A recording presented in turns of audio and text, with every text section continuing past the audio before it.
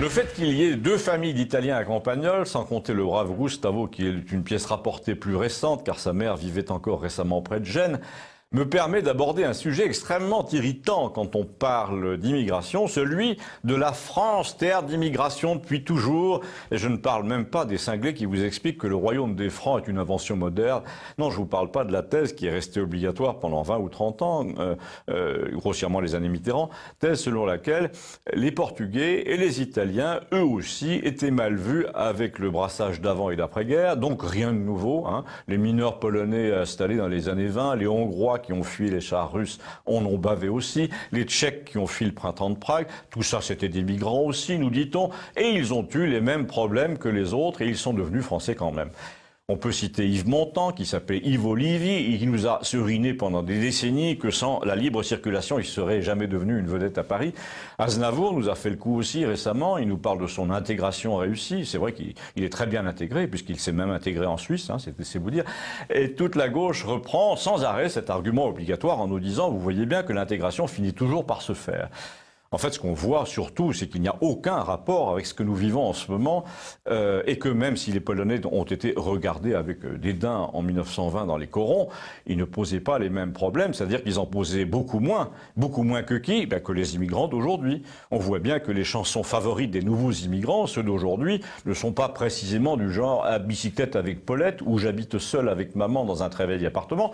Si vous voulez vraiment qu'on adapte à bicyclette et la rue Sarrazate à la sauce Saint-Denis, si vous voulez qu'on donne un aperçu de la différence entre l'immigration de l'entre-deux-guerres et l'invasion d'aujourd'hui, c'est pas la peine de comparer les religions, d'entrer dans des querelles sur les superstitions alimentaires, c'est pas la peine de ramener sur le tapis la question des crèches et des croix sur les pots de yaourt.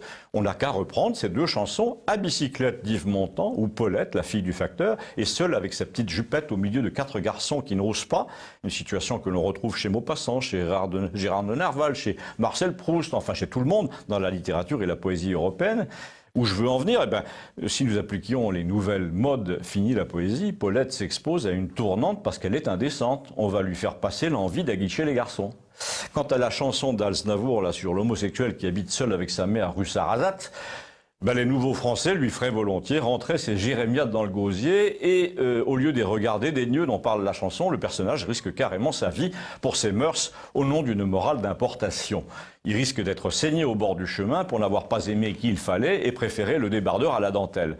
Alors là, vous allez me dire, non, j'exagère, les nouveaux arrivants, les successeurs d'Yves Montand et d'Aznavour ne sont tout de même pas du genre à inciter la jeunesse au meurtre. Si, justement, je sais que c'est gênant à dire, mais c'est enregistré, c'est archivé. Les historiens n'auront presque rien à faire pour dresser le tableau de la lâcheté de nos institutions devant la barbarie qui nous accable. Je vous rappelle que Black M, là, le grand chéri de François Hollande, qui le fait inviter à Verdun, puis qui l'invite à chanter pendant son pot de départ à l'Élysée. Ce Black M chantait avec toute sa bande appelée Section d'Assaut, un nom clairement issu du nazisme. Je crois qu'il est grand temps que les pédépéristes coupent-leur le pénis, laissent les morts sur le périph'. Le tout dans le pays de Proust, de Mauriac, d'André Gide, qui ont bien de la chance, croyez-moi, d'avoir vécu avant la construction du périph'. Il paraît qu'on ne peut plus rien dire, mais apparemment, il y a des gens qui, eux, peuvent tout se permettre, peuvent tout dire, sans que le parquet daigne réagir. Et vous avez le droit de me dire ce que vous en pensez, si vous pensez que ça va durer. Et de poser la question à vos amis par mon intermédiaire en envoyant ce sujet par mail. On le retrouve sur Campagnole TVL. Merci.